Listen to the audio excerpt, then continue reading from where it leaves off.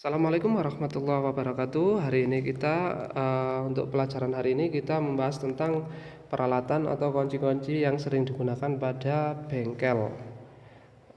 Yang sangat sering digunakan mulai dari yang sederhana sama dengan sama juga dengan alat yang SST atau Special Service Tool atau alat yang jarang digunakan pada kegiatan sehari-hari yang khusus digunakan. Kita langsung saja untuk yang sederhana yang sering digunakan. Kita pertama dari kunci ring. Nah, ini bentuknya seperti ini.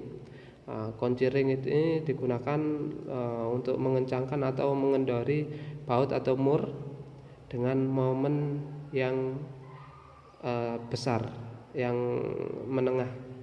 Nah, seperti ini, menengah. Digunakan kunci ring. Ini kepalanya ring, bentuknya kalau dari samping bengkok, memang untuk sudut mempermudah memberikan momen yang besar. Nah, seperti ini. Jadi bisa digunakan untuk mengencangkan baut. Nah, untuk ini kunci pas ring atau kombinasi. Lah, ini pas ring, yang depan ini kepalanya pas, kunci pas, yang belakang kunci ring. Tapi sudut ringnya lebih datar daripada yang tadi. Jadi kunci ini digunakan lebih sering hanya untuk melepas atau bukan mengencangkan sih, untuk melepas dan pemasangan awal. Jadi baut setelah dipasang atau mur dipasang dengan tangan, setelah itu pakai kunci pas, ganti pakai ring dengan momen yang besar. Nah, itu kunci pas ring. Banyak ukurannya, nanti ukurannya mulai dari 6 sampai 6 sampai 21 yang kami punya. Ada sampai mungkin 24 bisa.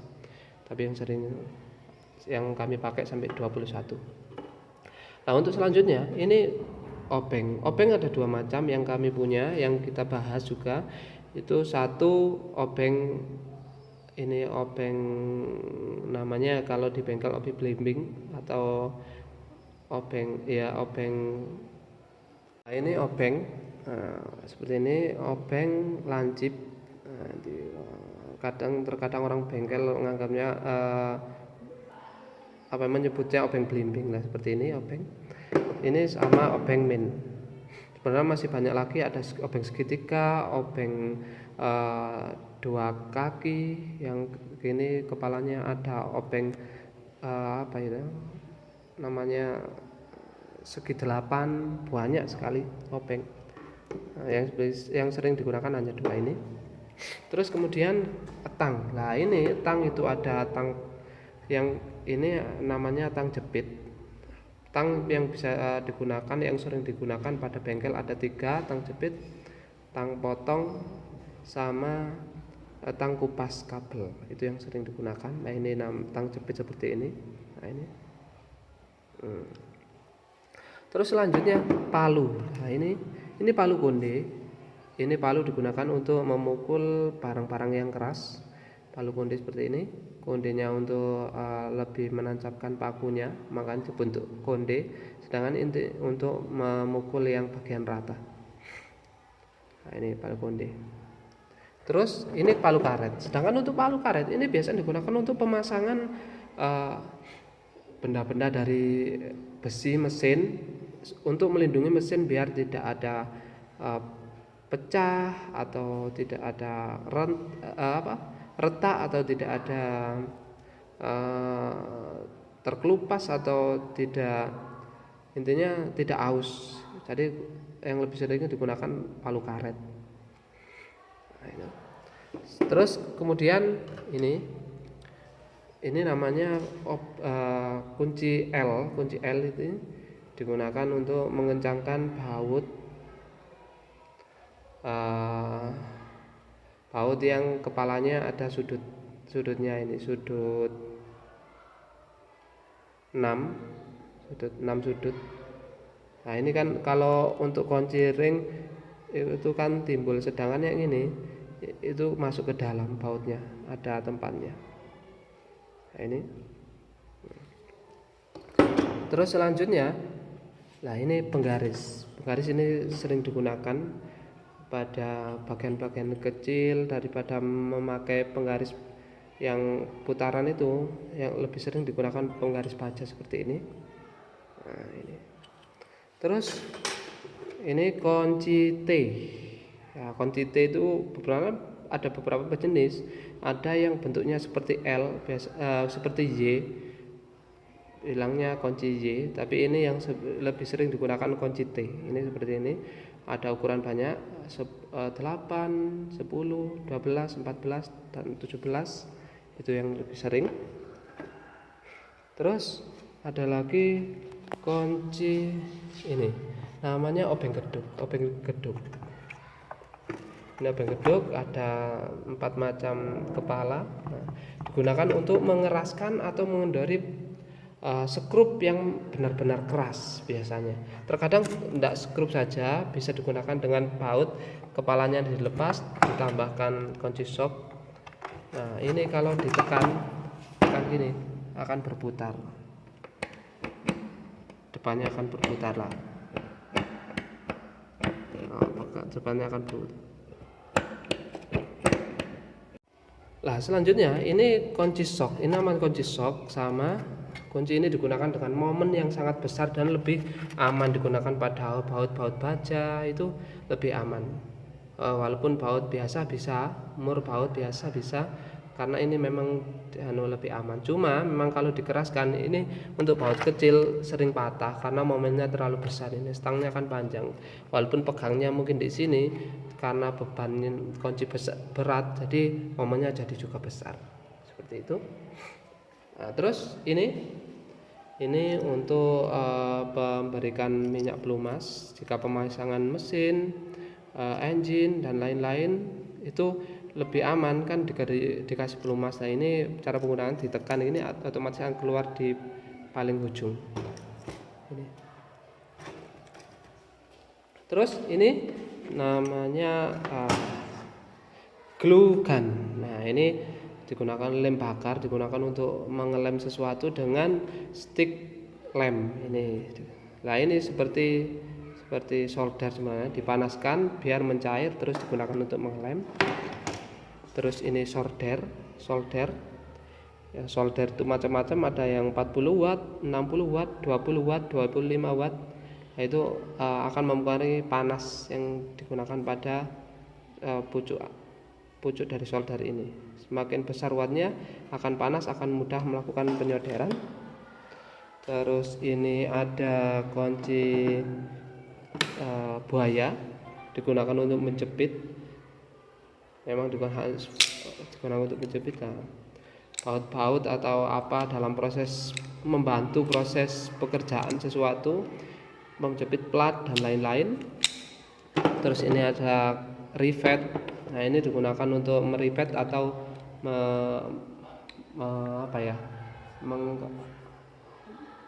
mengkunci atau menyambungkan atau memasang plat. Nah, itu di rivet. Sebelumnya dibor dulu baru dilakukan rivet. Terus selanjutnya ini kunci Inggris. Nah, ini namanya kunci Inggris. Kunci Inggris digunakan pada posisi darurat saja. Kalau memang kunci yang lain tidak ada, kombinasi pas, ring atau shock tidak ada, itu kita memang boleh pakai ini. Tapi kalau tidak terpaksa, diharap tidak menggunakan kunci Inggris karena bisa merusak baut atau murnya. Kan jepitannya ini terkadang untuk apalagi kunci Inggris yang jelek itu kurang rapat. Jadi membuat kepala baut atau mur tidak bulat lagi. Nah, ini namanya selanjutnya ini kunci kunci pipa. Nah, ini kunci pipa digunakan untuk mengeraskan pipa. Memang bergigi ini karena digunakan untuk mencengkeram pipa agar lebih kuat. Nah, ini untuk penguncinya. Nah, terus ini namanya snap ring. Bentuknya seperti tang tapi pucuknya ini ada lengkungan, ada yang juga lurus. Snap ring close atau tutup. Nah, ketika ditekan akan menutup. Sedangkan ada snap ring yang jenis kalau ditekan akan malah membuka gini. Itu digunakan untuk membuka menutup kancing. Terus kita menuju ke alat ukur. Nah ini kita menuju untuk alat ukur yang sering digunakan. Itu kita pertama pakai AVO manual. Nah ini AVO analog yang di sini ada mengukur hambatan, terus hambatan, voltase atau DC sama AC. Volt AC, DC sama AC. Sedangkan di sini ada untuk ampere. Ini ampere. Terus kemudian ini kita lanjut sama jangka sorong. Nah ini jangka sorongnya nanti ada di video yang lain, ada reviewnya seperti apa pemakaiannya, bentuknya seperti ini. Terus ini untuk mengukur diameter luar, ini dalam sama kedalaman. Terus ini namanya mikrometer. Ini mengukur mikrometer digunakan untuk mengukur diameter luar atau panjang yang dengan skala 0,001 paling kecil. Ada yang lebih kecil lagi 0,005. Nah, tapi kita sementara pakai yang ini karena terkadang jarang digunakan yang lebih tipis. Terus ini namanya fuller. Nah ini fuller memiliki banyak. Nah ini memiliki banyak ketebalan. Yang paling tipis ada 0,05 sampai 1,0. Jadi yang paling tipis 0,05 sampai ukuran 1,0 atau 1 mili. Ada macam-macam. Tapi sementara kita punya yang 0,05. Ada juga 0,01 sampai 0,1. Jadi lebih tipis lagi, itu biasanya digunakan untuk sepeda. Nah, yang ini meteran, ini digunakan untuk panjang dari benda yang mungkin tidak terlalu detail, dengan panjang lebih dari 1 meter itu menggunakan meteran.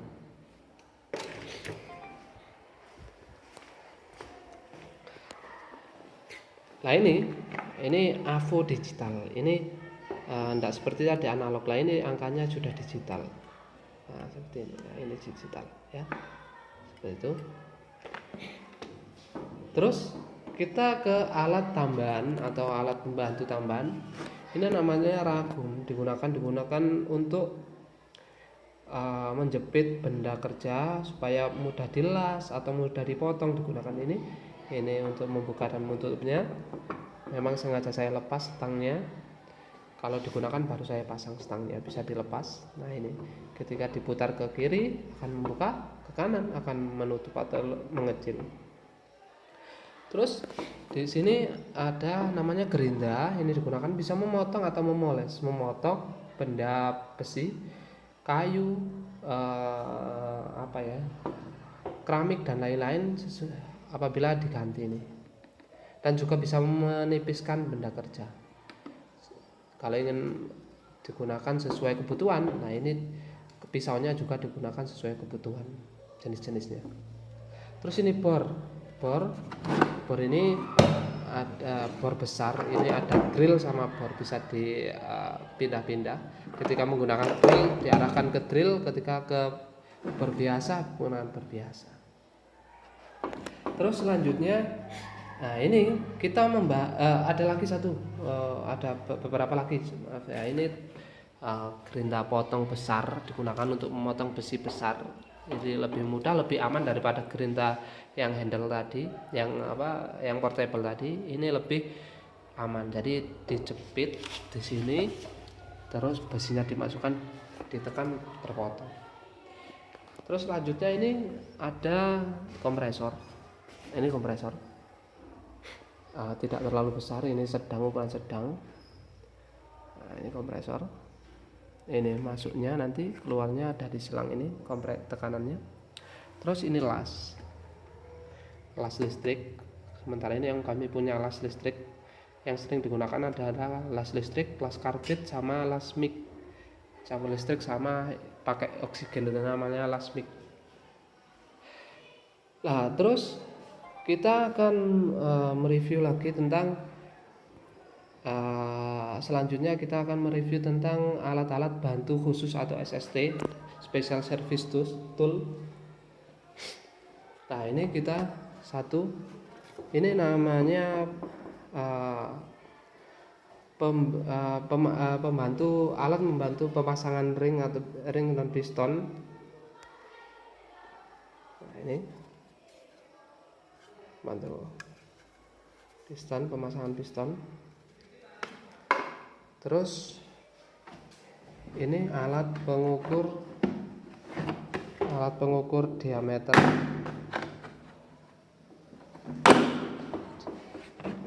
Ini diameter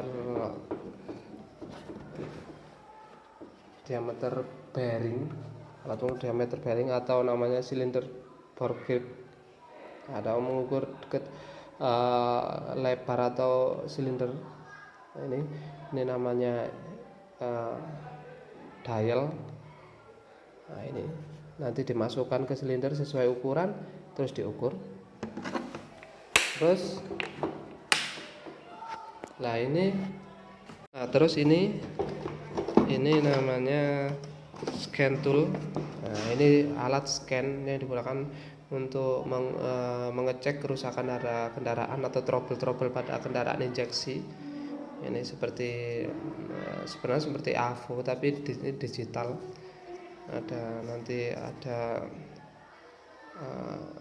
layar yang hidup karena baterainya habis ini. Ini dari merek Auntel. Kemudian ini kunci momen. Nah, ini ukuran momennya. Nah, jadi ketika mengencangkan baut tertentu yang harus sesuai dengan momen ini bisa digunakan. Momen ini bisa sesuai kebutuhan. Tinggal putar saja, diputar ke atas, semakin kecil, ke bawah semakin berat. Itu akan merubah momennya. Jadi gak sampai baut itu patah karena momennya sesuai. Terus ini namanya hidrometer. Hidrometer digunakan untuk mengukur berat jenis pada elektrolit, pada cairan aki. Ketika cairan nanti dimasukkan ke salah satu lubang, ditekan, nanti airnya masuk. Nah, di sini kalau airnya setara dengan yang merah berarti sudah jelek. Kalau yang putih sedang dan hijau berarti masih bagus. Nah, di dalamnya ada ukur-ukurannya, ada angka-angkanya. Mungkin tidak terlalu jelas. Nah, ini sudah ada agak jelas. Nah, ini yang paling bagus itu ukurannya 1300. Kalau di bawahnya sudah mulai kurang bagus. Terus ini alat pelepas filter uli. Nah, ini alat pelepas filter uli digunakan untuk melepas filter biar lebih mudah dilepas. Nah, ini ada dua, ada yang pakai belt atau sabuk, ada yang pakai chain atau rantai. Punya kelemahan sendiri, punya kelebihan sendiri. Nanti kalau ada kita review lagi. Terus ini namanya timing light. Jadi alat ini digunakan untuk mengetahui derajat pengapian pada mesin konvensional. Mesin-mesin lama yang menggunakan konvensional itu pakai timing light ini. Ini kabel ini ke aki plus, yang hitam ke aki min, dan ini ke salah satu kabel antara kabel 1 atau 4 yang sering digunakan, ya. Terus ini namanya dial indikator atau dial tester, bukan dial indikator, dual tester, maaf, ini dual tester. Nah, dual tester ini yang atas yang mengukur dualnya atau sudut dual, yang bawah ini RPM-nya. Nanti di pembacaan di atas nanti akan direview lagi lebih jelas. Terus ini namanya tracker. Tracker digunakan untuk, biasanya sering digunakan untuk melepas bearing, melepas puli lah, ini digunakan. Jadi ini dipasang di salah satu sisi pulinya atau bearingnya, terus ini dikencangkan, di kunci ring atau kunci pas terserah. semakin kencang otomatis akan bearingnya akan tertarik atau pulinya tertarik gitu. Terus ini mata bor tadi, maaf baru di review, ini mata bornya disininya banyak. Terus ini ada ini namanya tab, digunakan untuk membuat alur pada tempat tempat baut. Jadi lubang baut itu digunakan, tab ini stangnya. Nah ini mata tabnya bergerigi ini, jadi digunakan untuk membuat alur dalam untuk untuk baut. Nah, selanjutnya ini pegangan untuk dial indikator. Nah, seperti ini kita mengukur kerataan dan lain-lain itu pakai ini pegangannya. Nanti dialnya ditaruh di sisi sini, dialnya bisa pakai punyanya silinder Borgig tadi, boleh dipakai di sini. Terus yang ini, nah ini namanya jangka. Ini jangka digunakan untuk mempermudah pengukuran diameter dalam. Jadi ketika diameter dalam itu ingin diukur dan lebih mudah, tidak bergeser, pakai jangka ini dimasukkan ke diameter, terus diukur dengan jangka sorong boleh.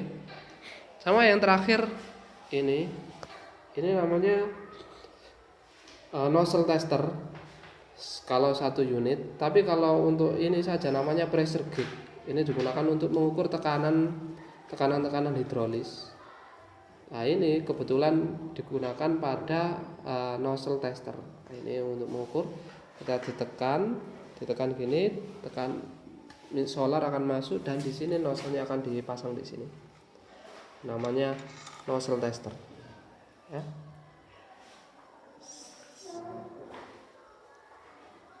Terakhir ini namanya cas aki atau cas baterai seperti ini. Nah, ini model yang keluarnya atau ampernya 7 ampere. Kita pakai 12 volt karena aki kita 12 volt.